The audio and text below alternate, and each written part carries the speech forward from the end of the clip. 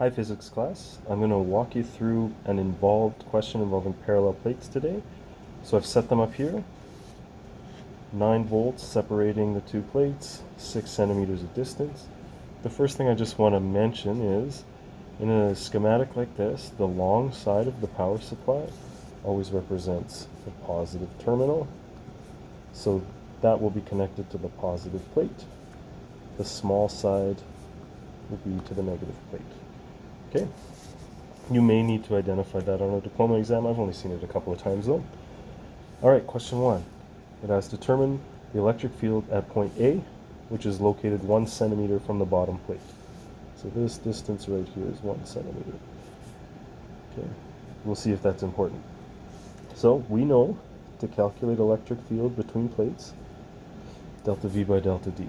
Okay, so the potential difference between the entire distance between the plates. That's what you have to remember. Okay, this 1 centimeter doesn't matter. So remember, the important thing about parallel plates is that the electric field is uniform everywhere.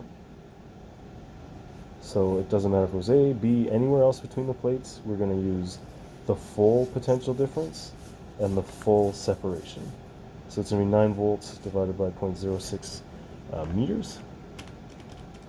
And where I come from, that is 150 volts per meter or newtons per coulomb. When I'm dealing with parallel plates, I think sometimes volts per meter helps me visualize what's going on a little bit better. But of course, if you write newtons per coulomb, certainly that's correct. All right. Next, we're going to find the potential energy of an electron at point A. Again, 1 centimeter from the negative plate.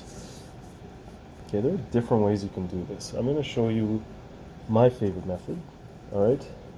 I'm going to remind you of what the gravitational potential energy is of a mass in a uniform gravitational field. It's just mgh. Okay. In an electric field, right, so this is potential energy in a gravitational field, uniform.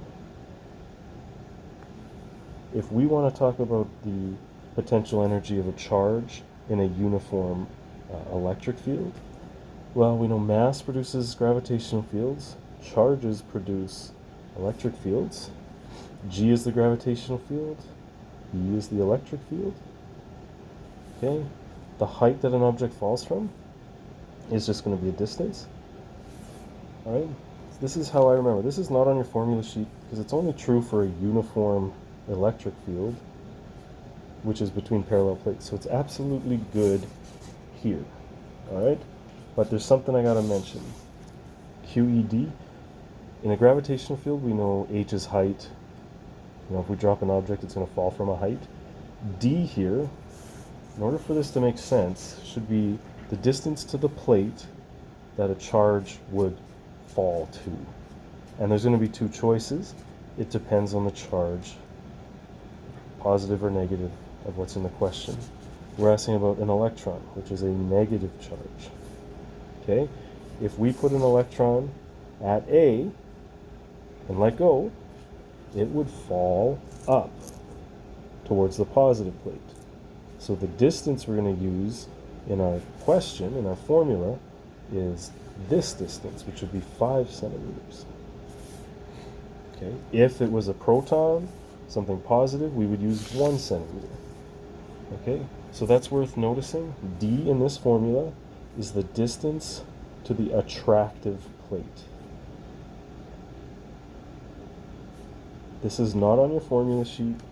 Feel free to add it, but you need to recognize it's only valid for uniform electric fields.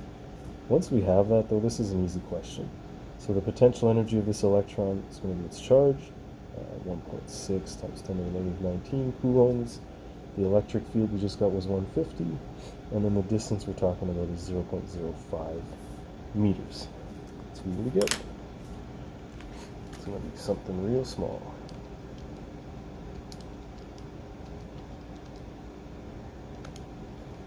Okay, I get 1.2 times 10. Hold on.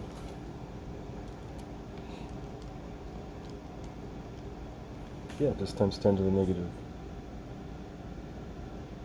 18 joules.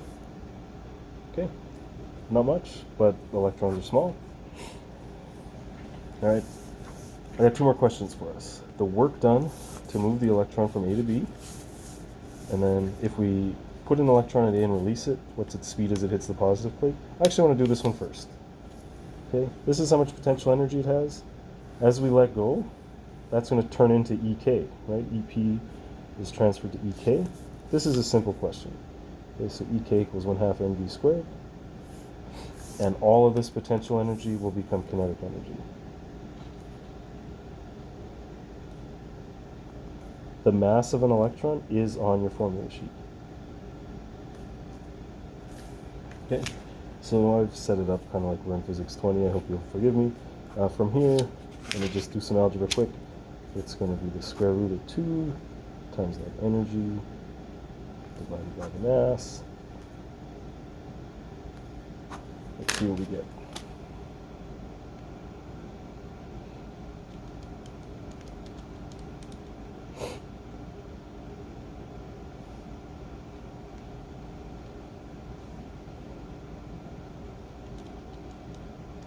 I get 1.62 times 10 to the 6 meters per second, okay, which is fairly reasonable. Electrons can get going real fast. Okay. Now let's talk about the work being done. Hey, I want you to think about gravitational fields again. If we moved a mass from here to here in a gravitational field, you would know that the work done, it's the change in energy, would just be mg delta h, right? So we're using the work energy theorem, which is really nice. If we do mgh up here, mgh down here, subtract, we'd end up getting mg delta h. Okay, well, the work done on a charge in a uniform electric field is going to be QE delta D. Okay, and delta D, I've labeled them all here. This side-to-side action doesn't matter. If you move a charge sideways in this field, it's not gaining any energy. It's not gaining any potential energy. Only the vertical distance matters, just like, I think you see this in Science 10. All right, so the work being done, we just do the charge again. Multiply by the field we already calculated, and for the distance we're going to use 0.04 meters. Alright, and this will give us what we want.